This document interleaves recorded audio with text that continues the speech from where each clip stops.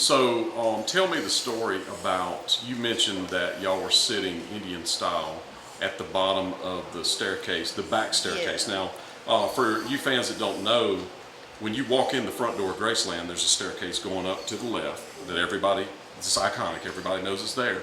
There's also a back entrance that comes down into the kitchen right by the jungle room. Right. And so you were sitting at the bottom of those stairs, which would have been at the edge of the kitchen, between the kitchen and the jungle room. Actually, yeah, after you come, well, the stairs from upstairs are right there by the dining room, and then you walk through the kitchen to where there's 2 or 3 steps down. Right. Right there. To the jungle room, right. Right, and so in the jungle room itself, the den part is where we were sitting. Oh, okay, so I thought you were sitting at the bottom of the stairway. You were further into the jungle room. Yeah, we were in just the 3 steps that go down into the jungle room. So, the jungle room is divided right here by the back of the couch, and there's a chair here and a chair here now. Yeah. We were about right in there. So friends, I'm going to stop the story for a moment. I was thinking about a different staircase. The staircase you see in the right-hand side of this picture going up right to left is the one I'm thinking of, or the one she was thinking of. This one is the one I was thinking of that comes down into the kitchen. This is another angle of the staircase going up. And just to the left of this staircase is, like she said, 2 or 3 steps down. And they were sitting where these chairs would have been in the foreground. So somewhere right here, just in front of this chair that you see to your lower right, would have been where they were sitting. And he had graciously sent us on a trip to Hawaii. It was me, Mom, Dad, my brother, Richard Davis, who was also a Memphis Mafia member, Angie, Richard's girlfriend at the time, I think her name was Rhonda. And I don't know if people know who Herbie O'Mill is. He's a Memphis music icon, kind of. He's a businessman. Oh, Herbie's still living. And anyway, so he sent us all to Hawaii. Okay, and I don't want to stop you on that note, but I wanted to ask a question. Your dad at this time was not working for Elvis. No, he left his payroll in '67 or '68, right after the ranch was sold. He did work at the ranch, and then at that point, between the transition of the comeback special and that, there was not a lot to do in the Elvis echelon. Right. And so they were saying there was going to have to be cuts. Well, Daddy volunteered. He said, look, these guys need their jobs. He said, I'm getting ready to go start a music business. I'm going to go, I've got somewhere to go. He said, I'll be the one to do it. And so, your dad was very successful in the music business. Very successful, yeah. He started the Memphis division of the Grammy Awards. He actually set up the first and second Memphis Music Awards. He started those. Was also he worked at Stax. He worked at Stax. He went to Pepper Tanner first, which was a jingle company here in Memphis, and then started cutting records. And then there was American Recording Studios. Then he went to Stax. Which is Chip's Moment. Right. And where Elvis recorded the infamous album that was, I think it was, Memphis to Vegas? Is it the one with Suspicious Minds and Kentucky Rain in the ghetto? Well, iconic. Yeah. So your dad was involved in that. Oh yeah, he's the one that actually, urged Elvis to go, and then he worked against at Stax. Colonel's wishes. Yeah. Very much so against Colonel's, but Felton Jarvis, got on board with him, and he said, Elvis wants you to come in because Daddy was just disgusted he was going to go back and record the same old stuff. Felton came in there and he said, Marty, Elvis wants to talk. He said, I can't talk about that same old stuff. I can't do it. He said, no, he wants to talk to you about American and Chip's Moment. And that, the rest is history. And then later on he did do the Stax and urged Elvis to do the Stax session there too. But unfortunately, the same powers of that be, as far as who did the choice of music, you know who I'm talking about. Yeah. The Colonel. The song choice was not. It was limited again. Yeah. Right. When those sessions happen, and I know your dad was integral in that, but when those sessions happened, it was a rogue move on Elvis's part. Exactly. It was pretty much everybody went, man, you got to come. he realized that he was being held down by the system, and the system was Tom. Yes. And Tom Diskin as well. Right, the and RCA so, rep. Yeah, so he realized that he was being held down by that system. So this was a rogue move against the Colonel to just kind of go record in it, and it became it was epic. To me, it's his iconic album of the '70s. Yeah. I mean, it's his pretty that unbelievable. portion. Yeah. So. And it's very well known. Hits, and I'm sorry I wasn't trying to that's step okay. on your No, story. please do, because I can get a little long-winded if you get me on this music tell history us all stuff. you tell us. So so we're back in the jungle room. Okay. Oh, the Hawaii trip. See, I was like, look, a squirrel. Yeah. The Hawaii trip that he had sent us all on in 1975, and excuse me, yes, 75, and Daddy was very much a stickler on us giving thanks to, people that gave us things or created opportunities for us. So I wrote a letter of thanks, and me and my sister and my brother Mark sat there in the floor cross-legged and down by one of the chairs. And you Elvis. Remember this? I remember You him were sitting. young. No, I was 10 then. Yeah, you've been almost 10. Yeah, I 10. remember him sitting cross-legged. I just don't remember what it was The about, what the conversation. So conversation can you was. imagine, friends? You're sitting cross-legged, and Elvis is sitting across from you talking to you.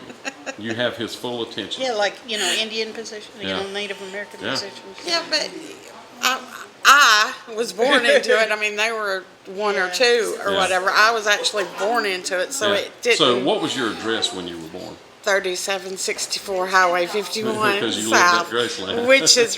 which is now Elvis Presley Boulevard. That is funny. That's Graceland. So I'm sorry, I wasn't trying to stop your momentum No, there. no. Go ahead. I had written a letter.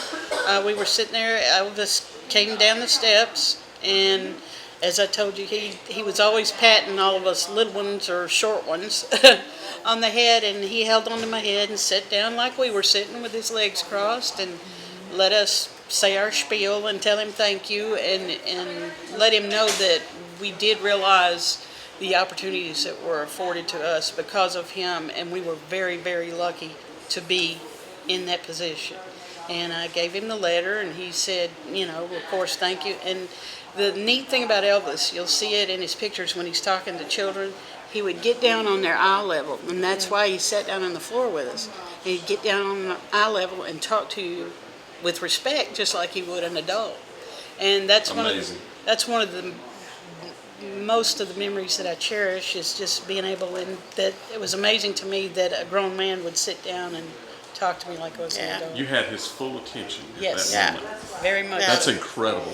Well, I mean, with everything out there and all the stories and all that, he had, we are witnesses, he had one of the biggest hearts of anybody, He was that a would human give being, and do he for had his people. faults, lost his temper, Just like tore everybody things else. up, but he would turn right Shot around. things, Yep, shot things A lot of on more than things. one We occasion. never saw him shoot things. But at the root of all of his actions, and sometimes because of his actions, whatever the reason, he always was a giver, and he had compassion, and he was a man that was not afraid to cry. Yeah. So, He was an incredible person. But now, your dad was an incredible guy, too. And I want to bring up something that a lot of, and this is not a negative thing. Okay? I understand. But, and me and you've talked about this before, but a lot of fans don't know that your dad was Jewish. Yes. Right. Okay. So, and I bring that up because Elvis surrounded himself with a lot of Jewish people. Right, it was like your a- dad, I was trying to think. Alan Fortas. Alan Fortas. Harry Levitch, Yeah, and his dentist, Dr. Hoffman. Hoffman, Lester Yeah. Hoffman, George Klein. Lansky, Yes. Bernard. So there was a lot of Jewish people in the loop, if Yes, you will. the inner circle. And so I just thought that was an interesting thing. A lot of people don't know that. So yeah. And a lot of people thought Lamar was, but he wasn't. He was, I can't remember, Baptist. He's Baptist, But yeah. he acted Yeah. a lot like my Jewish grandmother. So, yeah. so Yeah. but And Lamar looked Jewish. he did. Yeah, he, he had- and He had had the that I've had features. people ask me before, and Yeah. I go, I don't think I look Jewish, but some people think that I do. Yeah, You it's know. that Eastern European. Yeah. Yeah. ethnicities. Lamar had he had a darker skin tone. Yeah. Yeah. Yeah. All right, Angie, you got another story? No. I well, No? You're in it now. You can. What about Vegas? Do you remember? Oh. That's a little thorn. No, we did go to Vegas in '72. And at that time that's when he was doing two shows a night, an early show and a late show. And we got sent, my brother and I would go to the early shows. But then we got sent to the youth hotel, and my sister got to go to the late shows, which I was mad about. The youth hotel was at the Hilton in Vegas.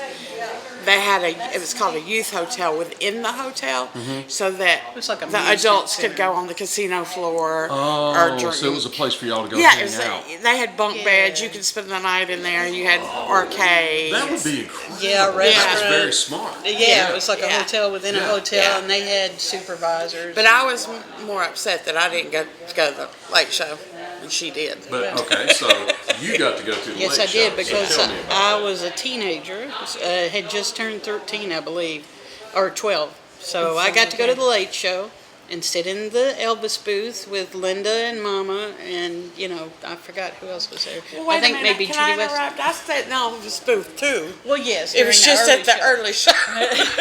As you can see, she hasn't. She's still got. I'm bitter. Everybody that knows us knows that. But that evening I had a special treat because it was the week of August 10th, 1972. The reason I remember that is because I met Kathy Westmoreland that year also, and it was her birthday on August 10th, and got to meet her and the Sweet Inspirations and have dinner with them and everything. So it was a banner, vacation for me. And that night I got to sit in the booth. A member of the Japanese fan club, or a couple of them, I couldn't see that well, had gotten up, and first they put an Asian scarf. It's a graphic scarf about this wide, and I've since found out that it's actually lyrics to a poem or a song in graphic pictures. And there was also an origami lei, which is the art of folding the foil paper made into cranes, and cranes symbolize good luck and long, wealthy, healthy life. And they put that around his neck at the same time. Well, at the end of the show, Sonny West, we went back to the dressing room and waited for Elvis to come out. And Sonny gave me both of those items and a little bracelet. I've since misplaced the bracelet, but I still to this day have the origami lei and the Asian scarf. As a matter of fact, I have decided, since I've had all the fun out of it, that I'm going to extend the chance in the Graceland auction, which happens tomorrow, for someone else to own that lei. So it's in the auction. It is in the auction. Okay. But you don't have any photographs of it. No, we are trying our best. But somebody out there does. Yeah, as many photos that I've seen in so many different poses and situations, we're hoping that whoever was there August 10th that week of 1972 at the Hilton Hotel and attended that midnight show might have pictures with it. So I know there's somebody out there. So they could send you an email. That same email, I'll put it up again. Yes, that same email, Sheddy, SHEDDI 2 at yahoo.com, or visit us at the Facebook group and just give me an instant message. And that Facebook group was the official Memphis Mafia group on Facebook. Okay, that sounds good. Ladies, thank you so much. This was awesome. The stories turned out great. Well, thank you. I It's really our appreciate pleasure. it. We do And appreciate it. just some more pieces of the Elvis puzzle, friends. A couple more pieces, and I think some incredible pieces. Thank y'all so much. Thank you, Billy. Homes here, but that was Marty Lacker's house, a member of the Memphis Mafia right here.